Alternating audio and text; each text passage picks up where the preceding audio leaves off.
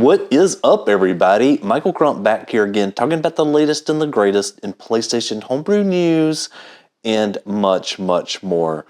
Wow, so I have been compiling some notes for today's show, and there is just banger after banger. So let's jump straight into the first one, which is the PS5 Linux loader by the Flow.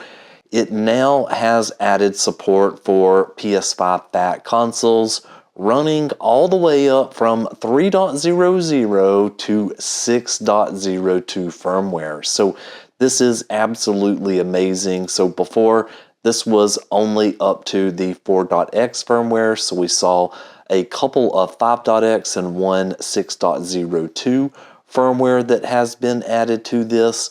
And then down here at the bottom, it gives you a little bit more details on that, especially for those of you that might want to try the M.2 support. But if we come over here to the releases, we can see that right here at 4 hours ago, 2.1 dropped, and it added 5.00, 5.02, and then 5.10.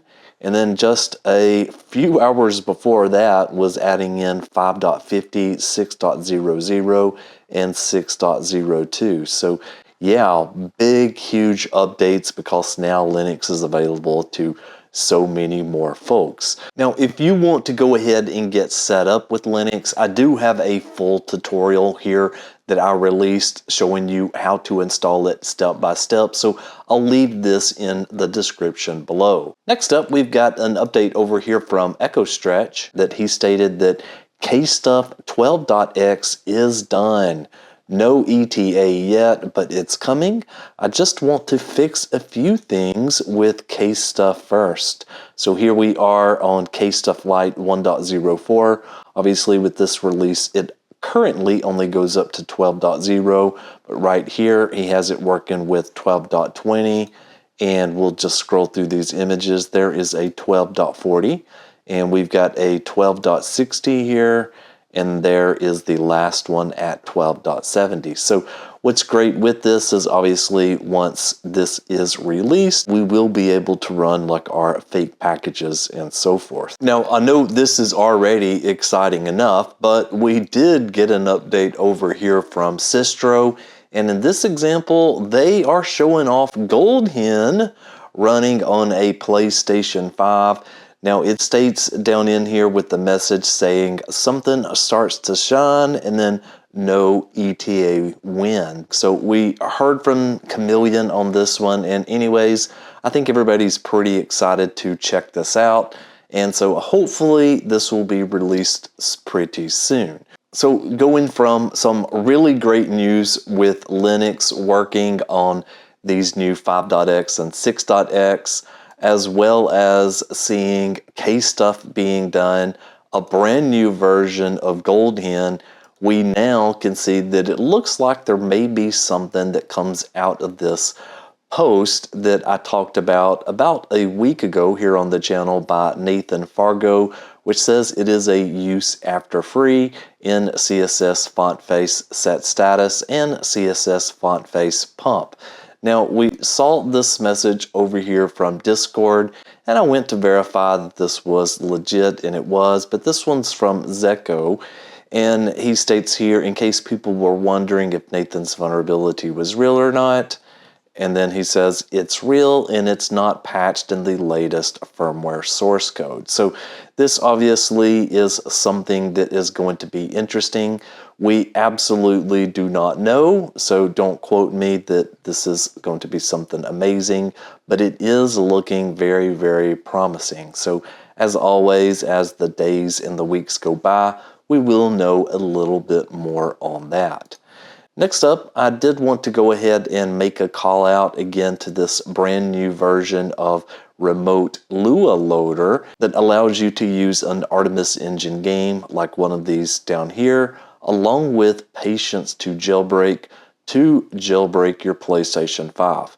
Now, I did a video on this just the other day of how to set up patience to jailbreak with a Lua-based game to unpatch the BD-JB, in case you want to take a look at this. But yeah, I was able to do this without purchasing Star Wars Racer Revenge. Now, one thing I do want to call out is that I did already have this Lua game, so there's still a little bit of a barrier, and that's just until they get this thing implemented with the YouTube jailbreak, which I think will be coming pretty soon. Now, one other thing that I noticed was that those of you that were setting this up manually, which is exactly what I did over here in my video, there is a tool that I saw that is available, and it's by a person called Maker LS, and it says P2JB even easier. It says a very simple app that nobody had made before, requires having the physical Lua game or demo previously installed on the PlayStation 5, as well as having the corresponding modified save data on the PS5. But they gave a link right over here where you can download it, and if we just open this up, it basically just takes some of that command line configuration that you need to do just out of it. So you just punch in your IP address, and it looks like it just takes care of it. Obviously, in all of these instances, I recommend that you have a little bit of caution before running them, but it's always kind of neat to see all of these new kind of tools pop up as soon as a jailbreak comes out. So that's definitely why I wanted to include it. Now, heading back to the original topic here of unpatching BD-JB, obviously the advantage of doing this is that you would no longer have to wait 2 hours to run Patience to Jailbreak if you have a PlayStation 5 up to 12.00. And while I showed a couple of ISO images that you could use, I did want to go ahead and just call out a few others here. Now, this is the one that I did show in the episode, and it's just called PS5 BD-JB-Autoloader. And if we go back to the main page of this, we can see that this one just has a very nice user interface. You can also auto-load different ELF files and so forth, because again, this is by the same person that has made several of these, which is itsPLK. Now, I did see that StonedModder has been working with Sonic, and they have released something called Sonic Loader 1.56, and this one has another very nice interface. So yeah, we're just now starting to see some of the really cool creative options that folks have, and even this is a cyberpunk theme of the autoloader. So anyways, I'm absolutely loving all of the different options.